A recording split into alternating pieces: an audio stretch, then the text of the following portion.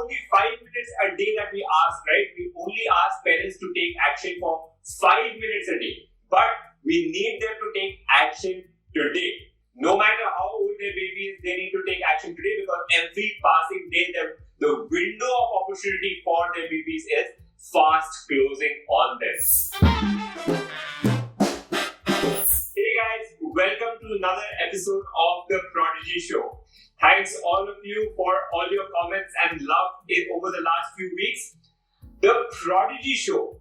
Now, some of you have asked us, what does it really mean when we say prodigy?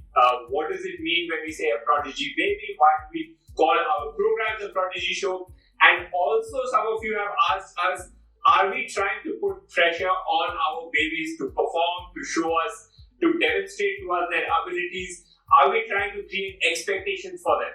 Now, all of you guys who have already taken our programs, have been through any of our courses or interacted with us, you guys already know, right? There is absolutely no pressure in the program. It's completely fun and a time for the parent and the baby to bond together, right? So it's for them to come together, to have fun together, as well as it's a time for bonding, right? But let me address that issue. Let me address why we call it the Prodigy Show, why we call it the Prodigy Baby, and what we try to do, what is our philosophy at Raising Superstars. So you guys already know, right? All babies are born with miraculous abilities, infinite abilities, but these abilities do not stay forever. They are unconscious, they're sleeping, they're hidden. They need to be awakened, okay? They need to be ignited. And they need to be ignited before the baby becomes too old, before the age of around 2 years, right? And that is why at Raising Superstars, we have a very strong bias towards action takers. We want parents to take action before it's too late. Let me give you an example. So I have a friend who always, around the first week of the year, right, takes a New Year resolution that he will work on his health and fitness. What does he do? He goes and joins the gym. He joins the gym but doesn't attend the gym throughout the year. Sounds familiar, doesn't it? He doesn't attend the gym, but the next year is the same story. No problem, I didn't attend the gym last year, I can do it this year again. But for your baby, it is not the same, because as your baby grows older, the window of opportunity to awaken their abilities, to discover their hidden potential is fast fading away, right? It can only happen while your baby is still very young, up to about 2 to 3 years of age. And after that, it becomes more and more difficult to do so. It's not like my friend's gym membership, which if he did attend the first year, he can always go back to the next year, right? So at Raising Superstars, we have a very strong bias towards action takers. What we want to do is we want to literally take the parents, shake them up, and tell them, make them aware of their baby's hidden abilities, of the fact that these abilities do not last forever. And that is why we want them to take action. It's only 5 minutes a day that we ask, right? We only ask parents to take action for 5 minutes a day. But we need them to take action today. Now, I'll tell you another story. You guys know about that frog in the water, right? So there's a frog who is placed inside the water. The water is warm, comfortable temperature. Now, what you do is you slowly start turning on the heat and making the water to start to boil, right? So the water's temperature is slowly rising, but the frog chooses to stay inside the water because he sees it as a very small incremental change in the water's temperature. The frog doesn't realize, and the water just goes on increasing in temperature. It becomes hotter and hotter and hotter until it starts boiling. But the frog is still inside the water, does not jump out, and as the water becomes very, very hot, the frog eventually dies. Now, conversely, what you do is you take a frog and you directly submerge it into boiling water, right? What does the frog do? The frog immediately leaps forward and comes out of the boiling water because the frog is shaken. The frog is shaken from the suddenness of going from room temperature to a pot of boiling water, right? The change is not incremental, the change is not gradual, it is sudden. And that is why the frog takes action. So that is what we do at Raising Superstars. We want parents to understand how critical it is for them to take action with their babies while they are very young. And that is why what we want to do is we want to shake them up, so to speak, not literally, so to speak, shake them up to understand why it is urgent for them to take action with their babies today. No matter how old their baby is, they need to take action today, because every passing day, the window of opportunity for their babies is fast closing on them, right? So that's how we do it.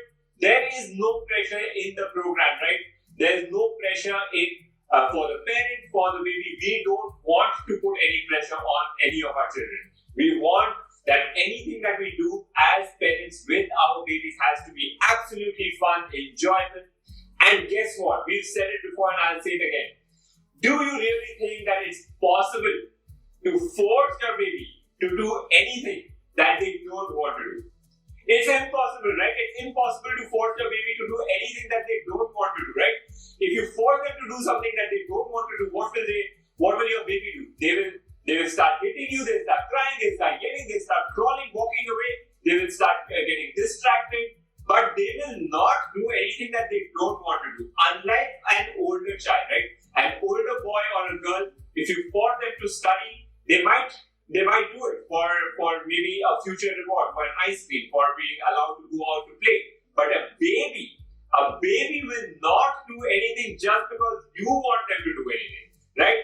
They do things only that they absolutely enjoy and love doing. So everything that we do in our program for 5 minutes a day, it's things that babies absolutely love. They crave and they look forward to those 5 minutes, because it's a time when parents come together with their baby and bond with their baby in meaningful ways, interact with their baby and give sole attention to their babies for that 5 minutes, and your baby looks forward to it, believe it or not, looks forward to it the entire day for that 5 minutes that you're going to give to your baby. And at the same time, you will help your baby develop and awaken their unconscious abilities and hidden potential.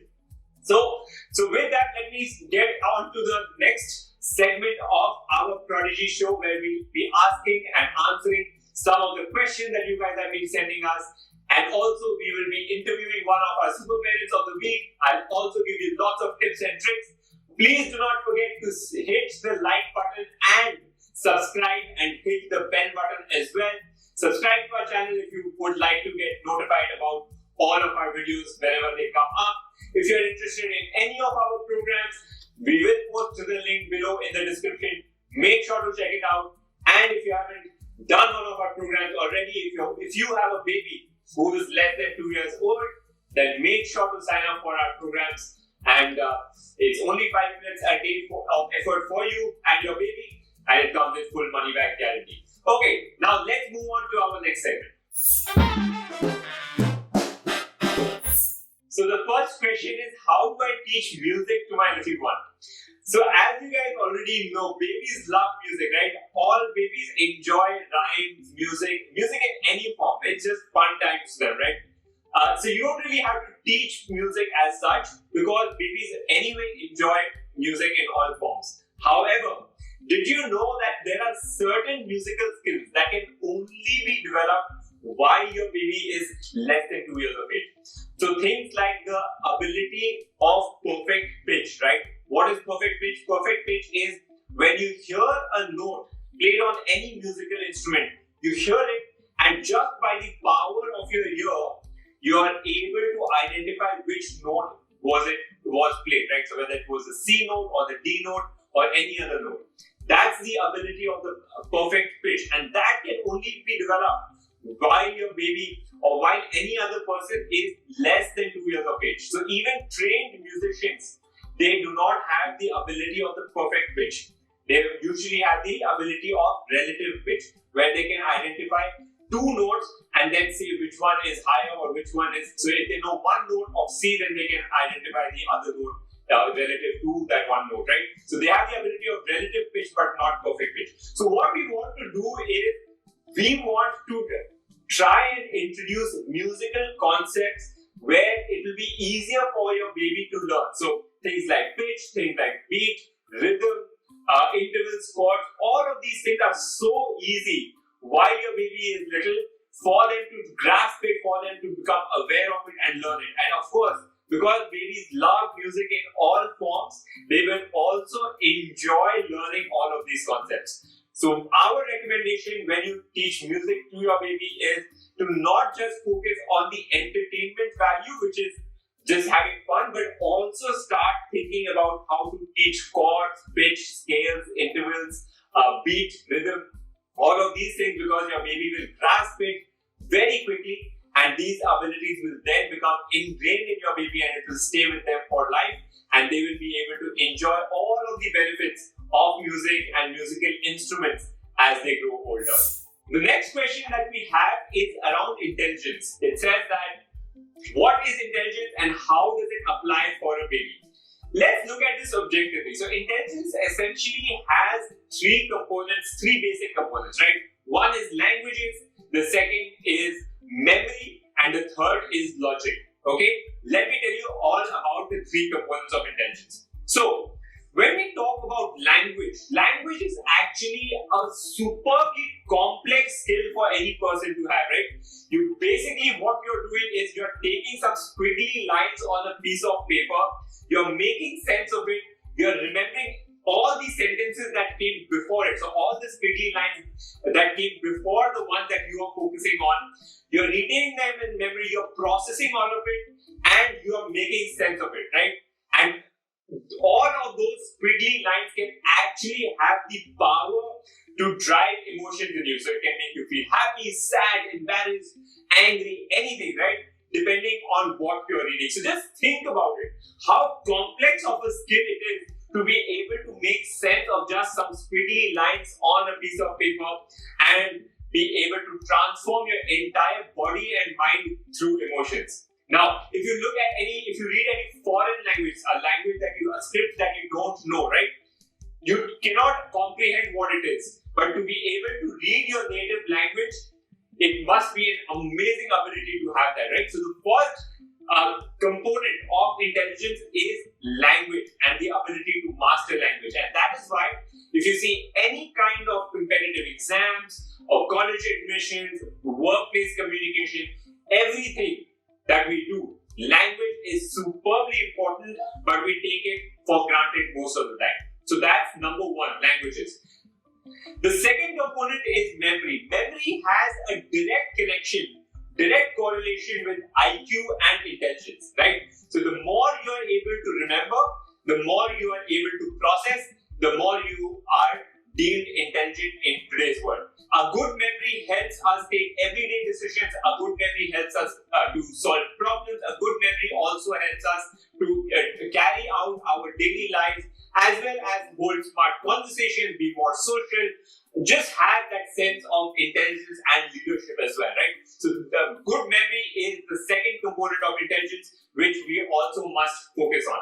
The third component of intelligence is logic. Logic is more fact-based, and it is also experience-based. For example, a construction worker might use logic in a different way than what a mathematician or a physicist would use, right? So a construction worker might be more concerned with how the bricks have to be laid, how the hammer has to come onto the brick, that kind of thing, and that also requires some amount of logic. While a mathematician would seek to use logic to solve mathematical problems.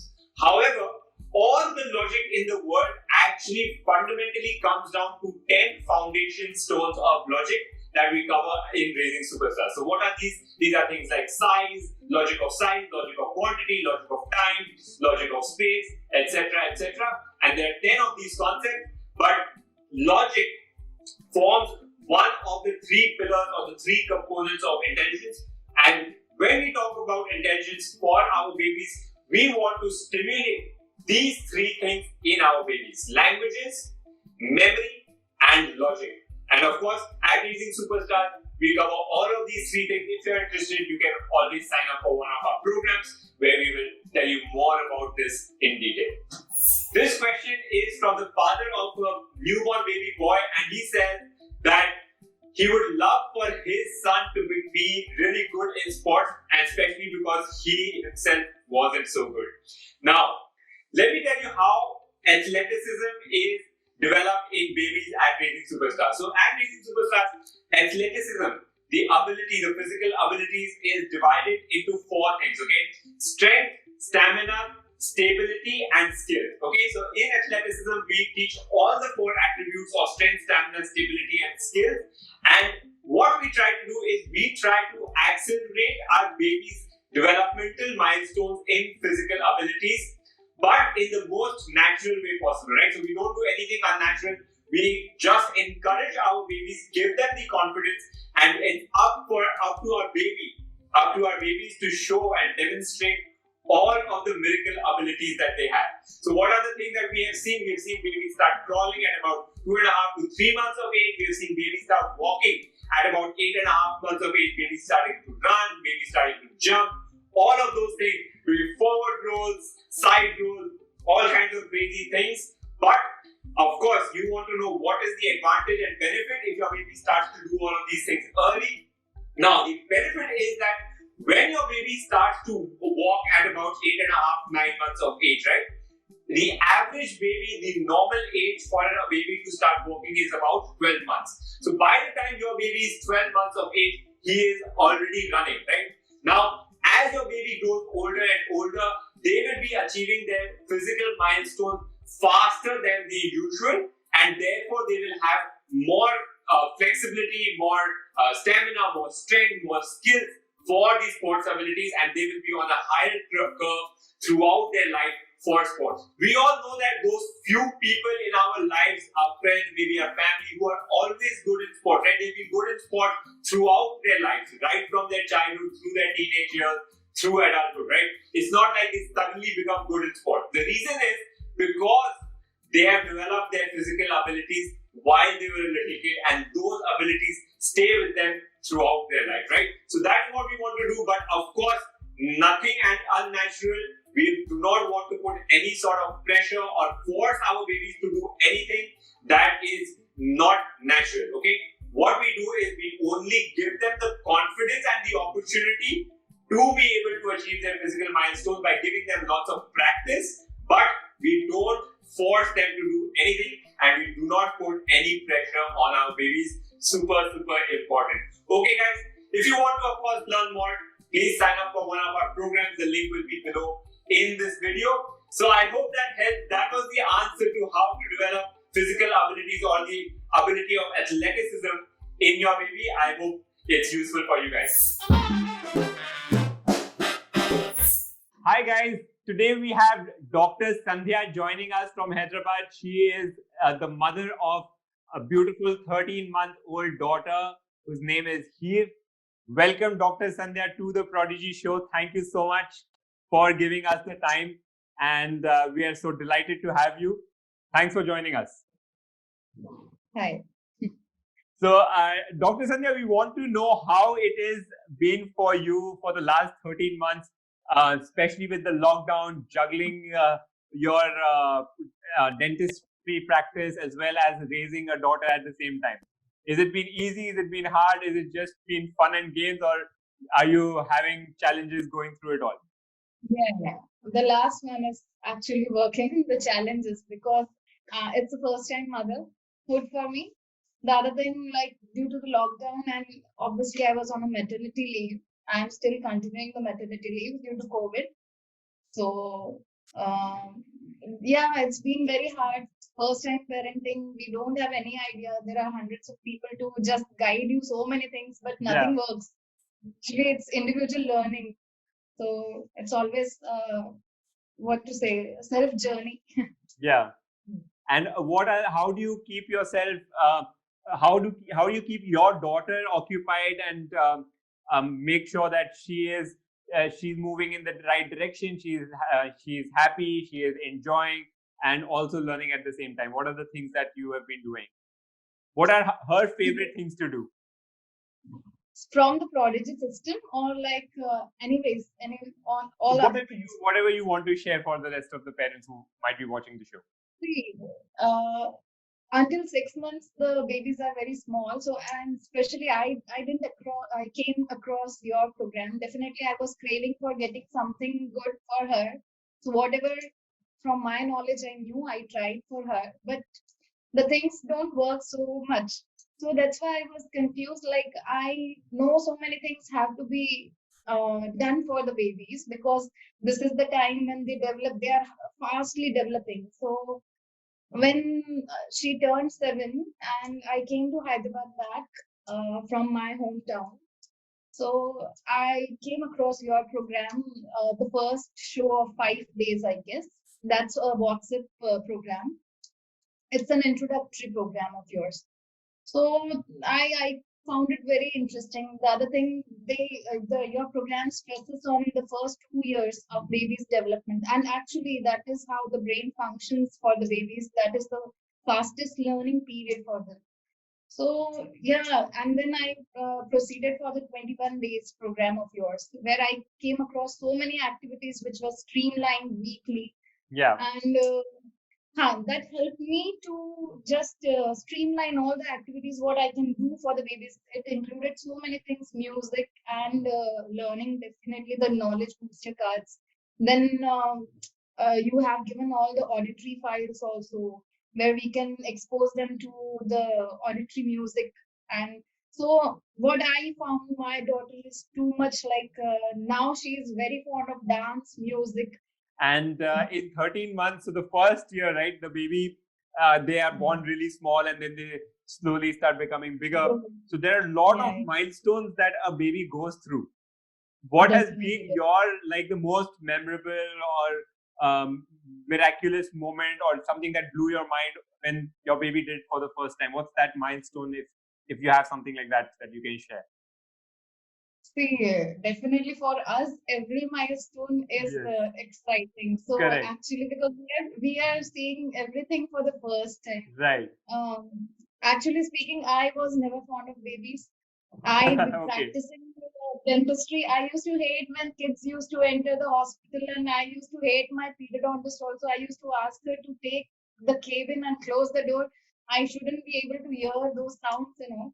But now when we see our kids growing and doing all this fun and everything, it's like, definitely the first time she started blabbering, the first time she told mama, she was 7 months when she spoke the word. So definitely that was very exciting. Definitely your team is working very good, and it's actually for the parents. Definitely I would recommend every single parent to attend the program at least, and like, don't doubt. You shouldn't be doubting neither on the people who are running the program or your kid. See, there is nothing on testing. The team also, they are doing their best, and it's actually so much of research and so much of work which goes on getting one system. Like, a parent can't cover all the areas, neither the school can cover. If they cover also, they will not be assessing the child individually. It is the parent who is going to see the results when you come across this program. Thank you so much. Thank you so much for joining. Thanks for all of those kind words. And your team deserves that, so that's a good thing. Thank you so much. I wish you all the best for your husband and your family members who are down with COVID right now. But wish you all the best. Take care, and lots of happiness, lots of luck to all of you guys. Thank you so much, Raghav. Nice to talk to you. Nice to talk to you also. Take care. Bye. So that was Dr. Sandhya joining us and sharing her parenting journey on the Prodigy Show. Let's move on to the next segment. So here are my 6 tips of the week for you and your baby. Tip number 1. Start teaching your baby math early. Why is it, you ask? Math is a language of its own, right? Just like you learn English, Hindi, Mandarin, Spanish, any other language, right? Math is a language of its own. And the earlier you start, the easier it becomes for your baby to learn it. Think about it. if we adults, if we start learning a new language, how hard can it be, right? It's really, really hard, and it becomes very difficult to become fluent in any new language as we become older and older, right? The earlier you start, the easier it is. Math is a language which can actually scare most adults, right? We dread math, we hate it, we don't want to solve any kind of mathematical problems, right?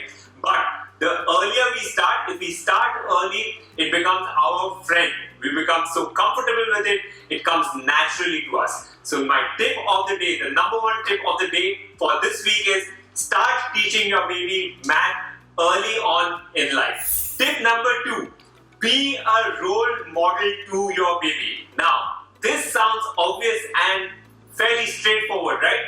But what do I really mean? What do I mean when I say be a role model to your baby? What I mean is imbibe in yourself the same values that you would like your baby to have. For example, if you want your baby to always be truthful, then you should be truthful to your baby. That means if your baby asks you for a chocolate, and if you don't want to give them chocolate, don't say that, oh, the chocolate got over, if they really haven't gotten over. Say something like, you've already had so many chocolates today, why don't we have an apple instead? Something like that, right?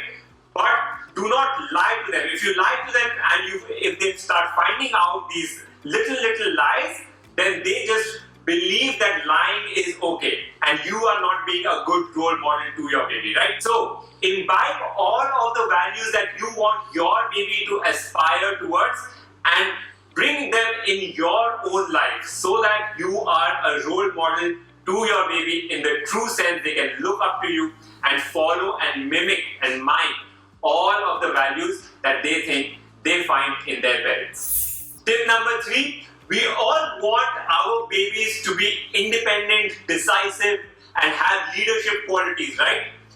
Give your baby the freedom of choice. Start this process of having them take independent decisions on their own right from a very early age. For example, in anything that you do, right? So your baby is trying to decide their own meals, they're trying to pick out their own clothes, what toys they want to play with, those kind of things. Give them the choice and respect their choice, right? So you cannot have your own favorite. So if you're giving them the choice of a red t-shirt or a blue t-shirt, right? If they pick the red one, you cannot be disappointed or happy that they picked the red one, right? So give them the choice and let them pick whatever they want, and you should be okay with it, because for your baby it should feel like both choices are absolutely okay and there is no judgment, there is no right or wrong answer, but they are getting the independence to choose and make their own decisions. You can do the same thing for any kind of thing that they are doing, right? Which toy they want to play with, where they would like to go, what they would like to do, anything, right? Make sure that the choice is simple and easy and it doesn't confuse them. So always start with only 2 options and not more than that, right? So 2 t-shirts, red and blue, 1 apple, 1 banana, which fruit they want to have, things like that. Very simple, but let them choose and then go with their decision.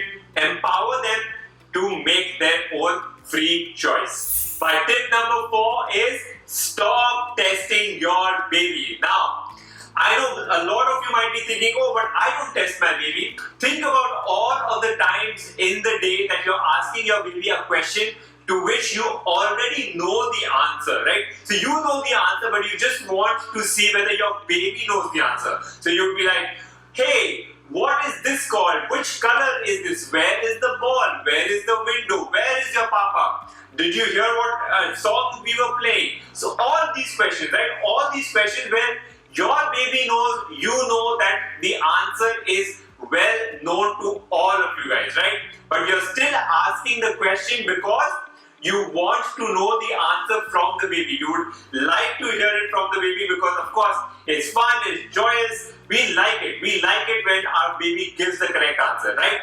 But all of these questions are actually testing your baby, right? Your baby knows that you know the answer to the question, but you're still asking him or her, right? And they don't like it. They don't like to be put on the spotlight.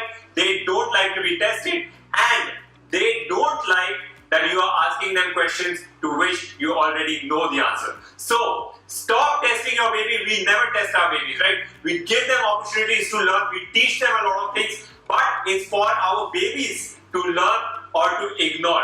We will not test whether they've learned it or not. It's up to them. If they want to demonstrate to us what they've learned, they will come forward themselves and let us know what are all of the new things that they are discovering in the world and learning in the world, right?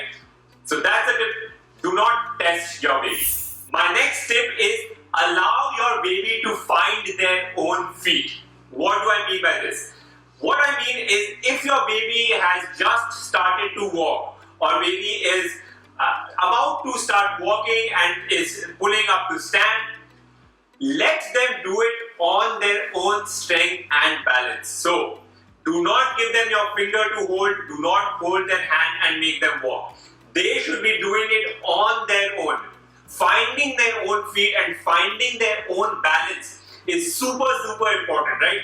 If they are holding onto a couch, they are holding onto a chair, they are holding onto a table, they are holding onto a wall and walking, that is completely fine. But they should not hold your finger, because the moment they hold your finger, subconsciously you are going to provide them the balance and prevent them from falling down, right? And they will take that much longer to become an independent walker. If they want to hold on to your body or onto your leg to be able to stand or to be able to try and walk, that is completely okay. But you should not give them your hand to hold, because that will prevent them from finding their own balance, which is super important for them to become an independent walker and start walking confidently. My last tip of the day is treat your baby with respect. Now, you're thinking, my baby is so little, what kind of disrespect could I even show to him, right? What we mean is, your baby is an individual entity with his or her own feelings, own thoughts, own beliefs, and own emotions, right? Do not talk about your baby with some other adult while your baby is still in the room. Now, you might think that your baby is so little, they are not understanding anything, it's okay to talk about them with somebody else while they are still in the room, but it's not okay, right? They have their own understanding, they have their own feelings, and it can actually reduce their confidence when you start talking about them with somebody else while they're still in the room, right? Think about what you would do for any other adult in the situation. If the person is in the room, would you talk about them with somebody else as if they are in third person and they are not present? You would not do that, right? So give your baby the same respect that you would give to any other adult. Empathize with their feelings, try and understand why they might be feeling cranky or frustrated, why they're yelling, why they're just sad. Empathize with their feelings, treat them with respect, and treat them like an entity, like an individual with their own feelings, thoughts, and emotions. So that's it, guys. Those are the tips of this week. Let us know in your comments what you thought, which tips you like the most, which questions you would like us to answer in future episodes. Do not forget to subscribe to our channel, as well as hit the bell button for all notifications about any of our videos that come up. And of course, if you are interested in any of our programs, if you would like us to handhold you through your parenting journey, then click on the links below and sign up for any of our programs, and we'll be happy to help you in your parenting journey. Wish you lots of luck, lots of happiness, all the best. Take care, guys, and I will see you again very soon in another video. Thanks and take care. Bye.